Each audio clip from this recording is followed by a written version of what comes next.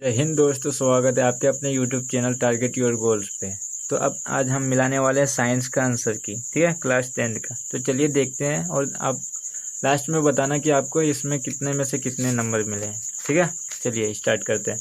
Number 1 question क्या है, परावर्तन के नियम किसके लिए सत्य है। तो परावर्तन के नियम क्या होते हैं, सभी परावर्तक सतहों के लिए सत्य होते हैं। तो इसका ऑप्शन नंबर जो डी है वो क्या है, बिल्कुल सही है, ठीक है। वह समतल दर्पण की फोकस दूरी क्या होती है। तो समतल दर्पण की जो फोकस दूरी होती है वो अनंत होते हैं। कितने होते हैं, अनंत होते हैं। तो इसका ऑप्शन नंबर बी बिल्कुल सही है कि समतल दर्पण की जो फोकस दूरी है वो अनंत होती है, ठीक है। नेक्स्ट क्वेश्चन, एक दर्पण की वक्रता त्रिज्या 20 सेंटीमीटर है, तो इसकी फोकस दूरी क्या होगा। तो हम बताते हैं एफ बराबर होता है R/2, यानी कि आर दिया हुआ है 20 सेंटीमीटर, तो उसका 2 से भागा करेंगे तो 10 सेंटीमीटर। तो क्या हो जाएगा इसका आंसर 10 सेंटीमीटर, यानी कि बी सही है। वायु के आकार पर वास्तविक प्रतिबिंब प्राप्त करने के लिए किसी वस्तु को उत्तल लेंस के सामने कहाँ पर रखा जाए। तो कहाँ पर रखा जाना चाहिए, तो फोकस दूरी के दोगुनी पर, फोकस दूरी के दोगुनी पर, यानी कि 2f पर रखा जाना चाहिए। यानी कि लेंस में कहाँ रखा जाना चाहिए, 2f पर, ठीक है, तब होगा। दिए गए आरेख से आपतन कोण और परावर्तन कोण ज्ञात कीजिए। मतलब ये आरेख दिया हुआ है, इसमें ये कोण और ये कोण हमको ज्ञात करना, ठीक है। तो इसमें ये कोण हमको दिया हुआ है 35 डिग्री, और यहाँ से यहाँ एक कोण बन रहा है जो कि कौन से कोण बन रहा है, समकोण कोण, ठीक है।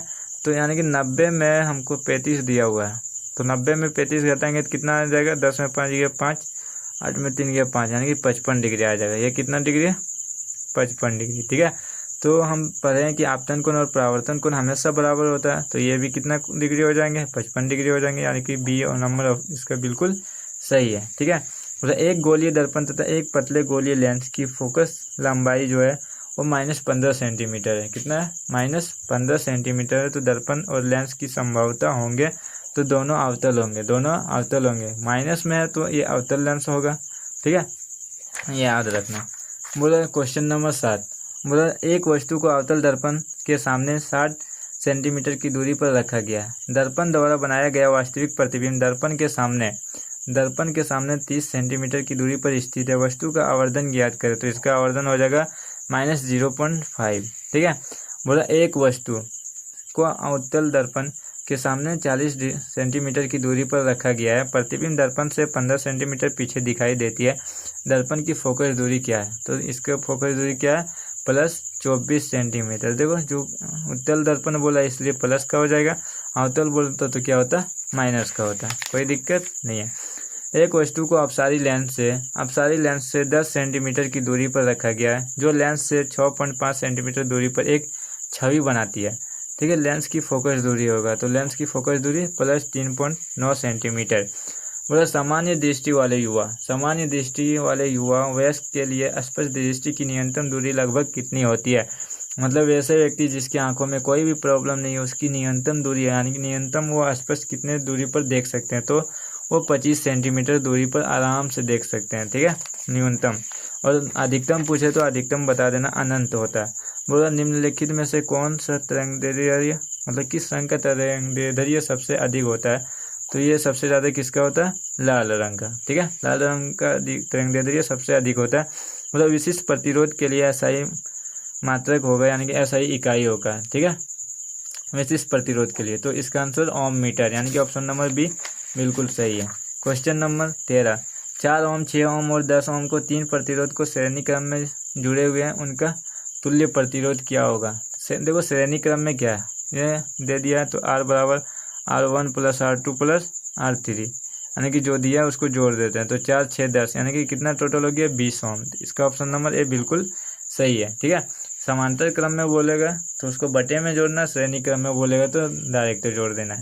मतलब प्रतिरोध R के लिए तार को 10 बराबर भागों में बांटा जाता है। कितने भागों में, 10, जिन्हें फिर समांतर में जोड़ा जाता है। नया प्रतिरोध क्या होगा, तो नया प्रतिरोध 0.01 R होगा, ठीक है, 0.01 R। मतलब ऑक्सीजन वह प्रक्रिया जिसमें शामिल होता है, तो ऑक्सीजन में क्या शामिल होता है, तो ऑक्सीजन से संयोग, यानी कि ऑप्शन नंबर ए इसका बिल्कुल सही है।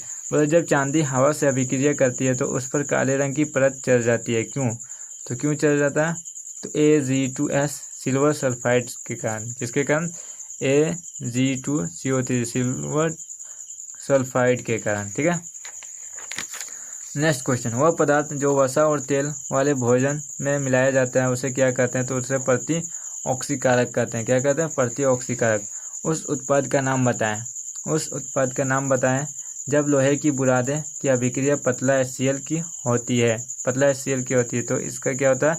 क्लोराइड तथा हाइड्रोजन गैस। क्या होता है? क्लोराइड तथा हाइड्रोजन गैस। ठीक है। ऑप्शन नंबर 19, मैग्नीशियम फीता को जलाने से पहले रगड़ा जाता है क्योंकि उस पर का लेप होता है। तो किसका लेप होता है? तो क्षारीय क्या है? मैग्नीशियम ऑक्साइड का लेप होता है।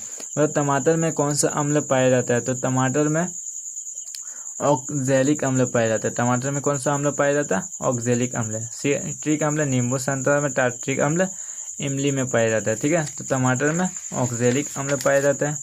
बोला Na2CO3 10H2O किसका सूत्र है? तो ये धवन शोधक का, यानी कि इसका ऑप्शन नंबर ए बिल्कुल सही है। तो इसलिए मैं बताया था कि सूत्र को याद कर लो। देखो एक सूत्र आ गया है और आगे भी लगता आए होंगे। ठीक है। जब जिंक सोडियम को हाइड्रोक्साइड से अभिक्रिया करता है तो क्या बनता है? तो सोडियम जिंकेट और हाइड्रोजन गैस बनता है। क्या बनता है? सोडियम जिंकेट और हाइड्रोजन गैस बनता है। ठीक है। नेक्स्ट क्वेश्चन देख लेते हैं, 23 नंबर का है। जब धातु अम्ल से अभिक्रिया करता है तो कौन सी गैस निकलती है? तो जब धातु अम्ल से अभिक्रिया करती है तो हाइड्रोजन गैस निकलती है, इसलिए ऑप्शन 20 का बिल्कुल सही है। निम्न में कौन परबल अम्ल है?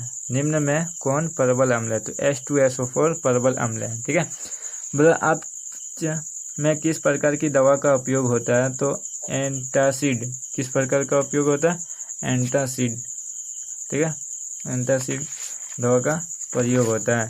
बोला 1 विलियन जो लाल लिटमस को नीला कर देता है, 1 विलियन जो लाल लिटमस को नीला कर देता है उसका pH मान होगा। तो लाल लिटमस को नीला कौन कर देता है? क्षारकीय कर देता है। क्षारकीय कितना होता है? तो 7 से अधिक होता है। तो 7 से अधिक इनमें से कौन सा है? तो ऑप्शन नंबर डी। ठीक है। ये एक क्षारक है और यही क्या करेगा? लाल लिटमस पत्र को नीला कर देगा।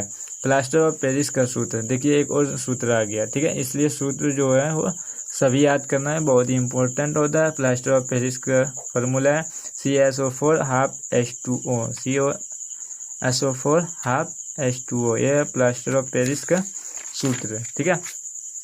अमीबा में अस्थायी अंगुली जैसे उभार को क्या कहते हैं? तो उसे कुदपाद कहते हैं। कुदपाद कहते हैं। जैसे कि अमीबा पढ़ाते हैं ऐसे जो होता है ना, और यहाँ से जो ये बनाता है, यहाँ अनाज होता है, तो इसको हम क्या कहते हैं? कुदपाद कहते हैं। ठीक है।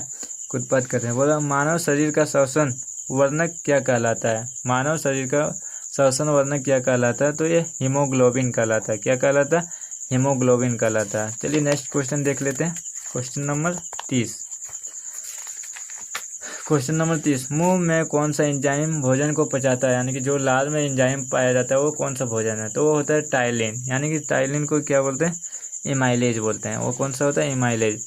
बोला आंतों की भीतरी परत पर पाए जाने वाले विली क्या कहलाती है? तो अवशोषण के लिए सतह क्षेत्र को बढ़ाते हैं। ठीक है। ऑप्शन नंबर इसका डी सही हो जाएंगे। क्वेश्चन नंबर 32, बोला राजीव कक्षा में अनुपस्थित था क्योंकि उसने कल शारीरिक व्यायाम अधिक किया था। दर्द का कारण क्या था? तो लैक्टिक अम्ल बनने के कारण। इसका ऑप्शन नंबर ए, लैक्टिक अम्ल बनने के कारण। बोला मानव हृदय के दाहिने भाग में क्या होते हैं? तो मानव हृदय जो होते हैं उसके दाहिने भाग में क्या होता है? ऑक्सीजन रहित रक्त। क्या होता है? ऑक्सीजन रहित रक्त होता है। ठीक है। मानव गुर्दे में बड़ी संख्या में निस्यंदन इकाइयाँ होती है ना, जिन्हें कहा जाता है। तो क्या कहा जाता है? नेफ्रॉन कहलाता है। वो गुर्दे में अधिक से अधिक क्या पाया जाता है? नेफ्रॉन पाया जाता है। ठीक है। तो उसे हम नेफ्रॉन कहते हैं। बोल रहा है वह इस श्वसन में उत्पादित कुल ATP की मात्रा होती है। तो इसमें 38 ATP होते हैं। ठीक है। 38 यानी कि 35 नंबर का ऑप्शन नंबर सी बिल्कुल सही है। क्वेश्चन नंबर 36, शरीर का वह हिस्सा जो तंत्रिका तंत्र से भेजे गए निर्देशों को उत्तर देता है, ठीक है, उसे क्या कहा जाता है? तो उसे मांसपेशियाँ कहा जाता है। क्या कहा जाता है? मांसपेशियाँ कहा जाता है। ऑप्शन नंबर डी बिल्कुल सही है। ठीक है। आगे, मस्तिष्क सेरिब्रम का मुख्य कार्य क्या है? तो मस्तिष्क में जो सेरिब्रम होता है उसका मुख्य कार्य होता है सोचना। क्या होता है?